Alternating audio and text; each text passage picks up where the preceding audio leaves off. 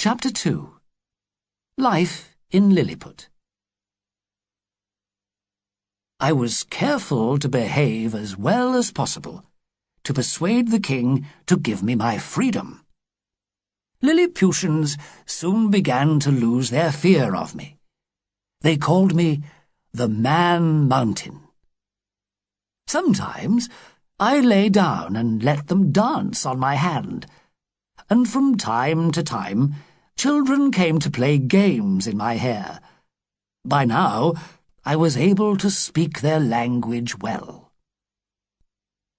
One day the king invited me to watch the regular entertainments, which are greatly enjoyed by him, his family, and his lords and ladies. I was most interested in the rope dancing. A very thin rope is fixed 30 centimeters above the ground.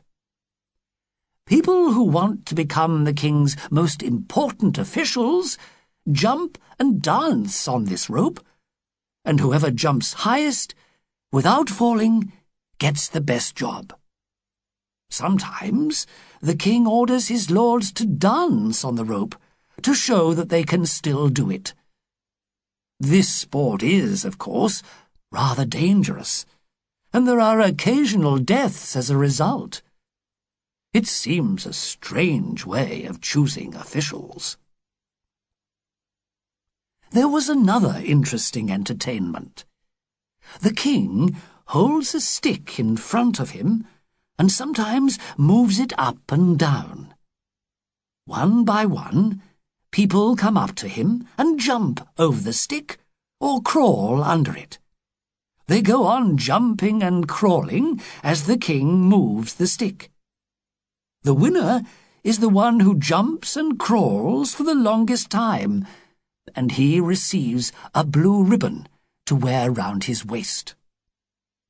The second best receives a red ribbon, and the third best gets a green one. Many of the Lilliput lords wear their ribbons proudly at all times. I had certainly never seen entertainment like this in any of the countries I had visited before. Some days later, a strange black thing was seen on the beach where I had first arrived in Lilliput. When the people realized it was not alive, they decided that it must belong to the Man-Mountain, and the king ordered them to bring it to me. I thought I knew what it was. When it arrived, it was rather dirty, because it had been pulled along the ground by horses. But I was delighted to see that it was in fact my hat. I had lost it in the sea when swimming away from the ship. I begged the king so often for my freedom that at last he and his lords agreed that I need not be a prisoner any longer. However, I had to promise certain things. To help the Lilliputians in war and peace, to give 2 hours warning before a visit to their capital, so that people could stay indoors, to be careful not to step on any Lilliputians or their animals, to carry important messages for the king if necessary, to help the king's workmen carry heavy stones, to stay in Lilliput until the king allowed me to leave. On his side, the king promised I would receive food and drink, enough for 1,724 Lilliputians. I agreed to everything at once. My chains were broken, and I was free at last. The first thing I did was visit the capital city. The people were warned so that they would not be in danger. I stepped carefully over the city wall, which was less than 1 meter high, and walked slowly through the 2 main streets. It is usually a very busy city, with shops and markets full of people, but today the streets were empty. There were crowds watching me from every window. In the middle of the city is the king's palace. The king had invited me to enter it, so I stepped over the surrounding wall into the palace garden. But unfortunately, the palace itself has walls 1.5 meters high around it. I did not want to damage these walls by trying to climb over them. So I walked carefully back out of the city and into the king's park. Here, I cut down several of the largest trees with my knife and made 2 wooden boxes. When I returned to the palace with my boxes, I was able to stand on one box on one side of the wall and step onto the other box on the other side. I lay down on the ground and looked through the windows, right into the king's rooms. You cannot imagine a more beautiful place to live in. The rooms and furniture are perfect in every detail. As I was looking in, I could see the Queen, surrounded by her lords and ladies. She kindly put her hand out of the window for me to kiss. I think I should give you some general information about Lilliput. Most Lilliputians are about 15 centimeters tall.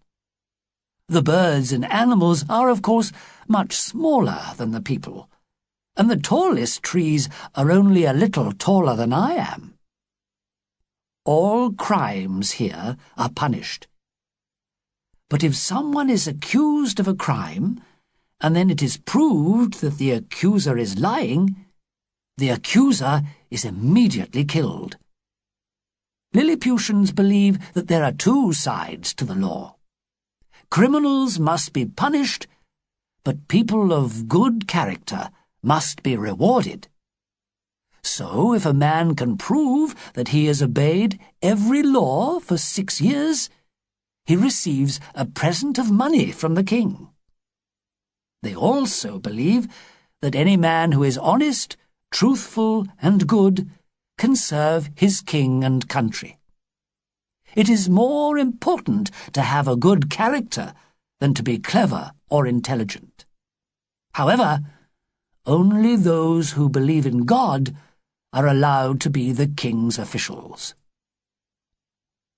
Many of their laws and customs are very different from ours, but human nature is the same in every country. The Lilliputians, like us, have learnt bad ways. Choosing officials because they are able to dance on a rope is just one example. Now I shall return to my adventures in Lilliput.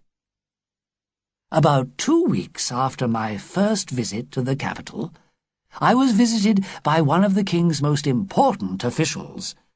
His name was Reldresol, and he had helped me many times since I had arrived in Lilliput. I started the conversation. "I'm so glad they've taken away my chains," I told him. "Well, my friend," he answered, "let me tell you something. You're only free because the king knows we're in a very dangerous situation." "Dangerous?" I cried. "What do you mean?" "Lilliput has enemies at home and abroad," he explained. "For 6 years now, we've had 2 political groups, the High Heels and the Low Heels. Perhaps the High Heels were more popular in the past, but, as you can see, our present king and all his officials wear the lowest heels. The 2 groups hate each other, and a high heel will refuse to speak to a low heel. That's the problem in Lilliput. Now, we're getting information that the people of Blefuscu are going to attack us. Have you heard of Blefuscu? It's an island very near us, almost as large and important as Lilliput. They've been at war with us for 3 years, you see. "But how did this war start?" I asked. "Well, you know, of course, that most people used to break their boiled eggs at the larger end. But our king's grandfather once cut a finger while breaking his egg this way, and so his father, the king, ordered all Lilliputians from then on to break the smaller end of their eggs. People who do that are called small endians. But Lilliputians feel strongly about this, and some big endians have fought angrily against this law. As many as 11,000 people have been killed because they refused to break their eggs at the smaller end. Some of the big endians have escaped to join our enemies in Blefuscu. The king of Blefuscu has always wanted to defeat Lilliput in war, and now we hear that he's prepared a large number of ships which will attack us very soon. So you see, my friend, how much our king needs your help in order to defeat his enemies." I did not hesitate for a moment. "Please tell the king," I answered warmly, "that I am ready to give my life to save him or his country."